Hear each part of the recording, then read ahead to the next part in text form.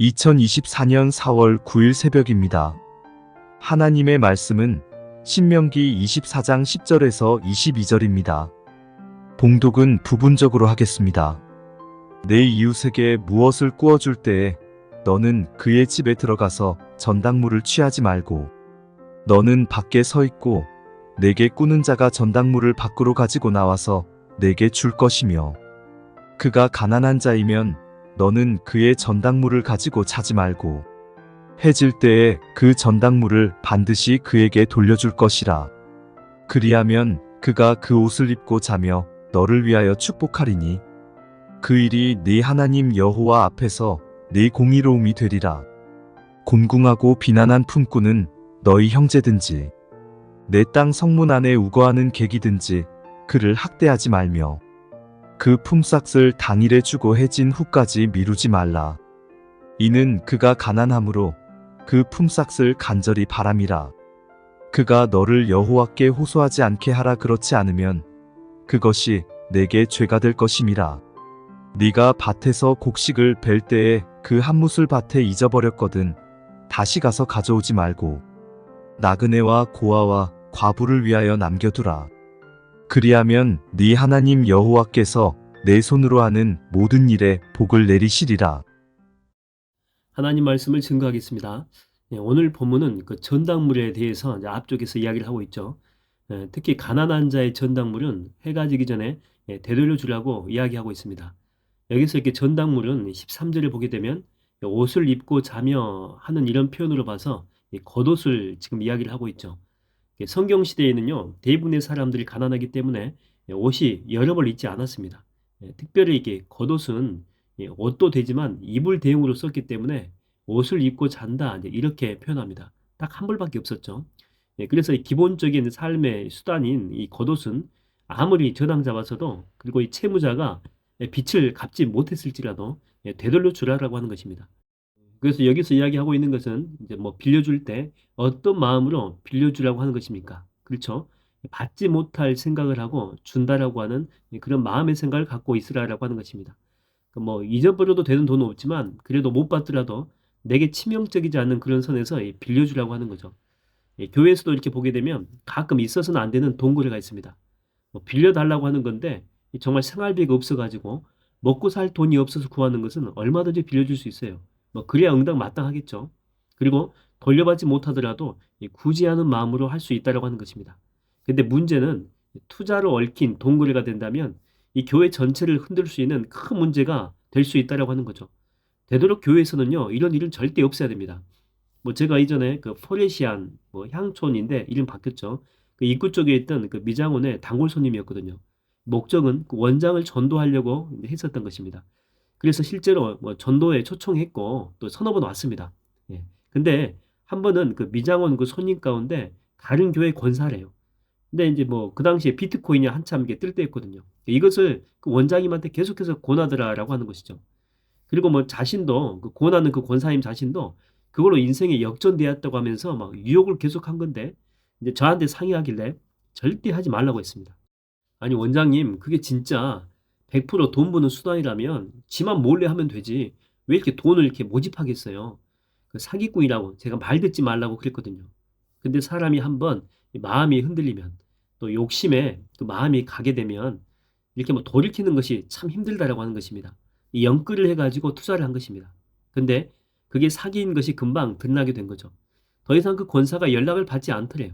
그래서 그 권사 출석한다는 교회까지 찾아갔는데 근데 이미 그 교회에서도 많은 피해자가 있었던 것입니다. 사라져버린 거예요. 돈만 가지고. 찾을 수가 없어요. 결국 미장원도 폐업하고 다른 사람한테 넘기고 지금 어디서 이렇게 뭘 하는지 모르겠습니다. 여러분 이 교회는요 사업하는 데가 아니에요. 그리고 투자해서 돈 버는 것도 아니에요. 뭐 가끔 교회가 뭐 돈을 엄청 막 이렇게 쌓아놓고 있다라고 하는 건데 그는 직무유기하는 것입니다. 교회는 이렇게 물질을 잃게 되면 이게 흘려 보내야 되죠. 하나님이 원하시는 그런 방향으로 잘 쓰는 것 그게 교회의 역할이에요. 교회가 부자 되는 것 하나님이 원치 않는다라고 하는 것이죠. 이 교인들을 또 이렇게 보면 상대로 이 사업을 하려는 그런 사람들도 있어요. 큰 교회 가는 이유가 이 고객 확보 차원에서 가는 사람들이 정말 많다라고 하는 것입니다. 그런 마인드로 교회 다닌다면 그 사업 하나님이 잘 되도록 하시겠습니까? 여러분 이 교회라고 하는 것은요. 함께 모여서 기도하는 것이고 또 예배하는 것이고 서로가 서로를 이렇게 영적으로 세워주는 신앙 공동체다라고 하는 것이죠. 교회가 커질수록 이런 순수한 이런 모습들이 많이 상실되는 그런 모습으로 가는 교회들이 많이 있다라고 하는 것이죠. 저는 우리 교회 가운데는 이런 순수한 모습들이 예수께서 이 땅 가운데 다시 오실 그날까지 이런 모습 잘 지켜내기를 주의 이름으로 축원드립니다. 그리고 한 절을 이렇게 더 살펴보게 되면 19절입니다. 곡식을 이제 벨 때인데 베다가 다 못 벤 것입니다. 그러다가 이제 나중에 생각이 난 거예요. 아, 그 모퉁이에 내가 그 곡식 다 못 뺐는데 가서 나머지 곡식 베어다가 다 취해야 되겠다. 근데 그거 하지 말라는 것입니다. 내버려 두라라고 하는 거예요. 누구를 위해서? 그렇죠? 나그네와 고아와 과부를 위해서 남겨놓는 배려가 필요하다. 이렇게 이야기합니다. 여러분 중국 어선이 이렇게 문제가 되는 것이 뭐냐면 이게 정말 쌍끌이 다 해가기 때문에 전부 다 싹 쓸어버려요. 작은 물고기까지. 이게 잡다 보니까 실을 아예 말려버리는 것입니다. 이 물고기를 잡더라도 이 새끼들을 이렇게 놔줘야 될 것 아닙니까? 그래서 나중에 이게 커지면 훨씬 더 좋잖아요. 근데 지금 당장 이익을 위해서 전부 다 잡아다 다 파는 것입니다. 그래서 중국 근해에 물고기가 전부 다 이렇게 사라져 버렸다라고 하는 것이죠. 내가 다 취하지 않고 남겨두는 모습, 이것을 일명 이 부스러기 은혜다 이렇게 이야기합니다. 이 부스러기 은혜가 잘 나타나는 것은 마가복음 7장에 나오는 그 수로보닉의 그 여인 그 사건에서 나오지 않습니까? 귀신 들린 자기 딸을 살려달라고 주님께 요청할 때 주님께서 이렇게 답하십니다. 자녀의 떡을 취하여 개들에게 던짐이 마땅치 않다. 그렇게 이야기하죠. 그때 그 여인이 예수님께 요구하는 것은 부스러기 은혜입니다. 다 걷어들이는 것이 아니고 모퉁이 남겨진 곡식은 가난한 자나 고아나 과부에게 배려 차원에서 남긴 거거든요. 지금 그것을 요구하고 있는 것입니다. 그래서 그때 그 여인의 답 보십시오. 주여 올소이다마는 상 아래 개들도 아이들이 먹던 부스러기를 먹나이다. 그래서 그 부스러기 은혜 구하잖아요. 치유받는 거예요. 뭐 또 이 여자뿐 아니고 12년 된 혈류병 걸린 그 여자도 마찬가지입니다. 원래 이렇게 주님이 그 행로에서 이 여자를 만나게 되지만은 원래 목적지는요 회당장의 딸이었어요. 그 회당장의 딸이 있는 집이 목적지였죠. 이 여자는 치유할 목적이 처음에는 없었습니다. 근데 혈류증의 그 여인은요 믿음으로 주님을 만지면 내가 회복될 것이다라고 하는 그런 믿음이 있었다라고 하는 것이죠. 부스러기 은혜라도 받고자 하는 그런 간절한 마음이었다라고 하는 것입니다. 그래서 보십시오. 그 부스러기에서 치유 안 됩니까? 치유가 됐다라고 하는 것입니다. 이번에 이제 개척 훈련에 참석을 했는데 식사 시간인데 뷔페식으로 이렇게 쭉 해놨거든요. 근데 여러 가지 음식 가운데 보면 비싸고 맛있는 것들이 꼭 한두 개가 나와요. 근데 참 감사한 게 뭐냐면 이 개척교회 목사들만 이렇게 모여서 그런지 은혜가 충만해서 그런지 욕심 부리고 이렇게 많이 가져가지 않습니다.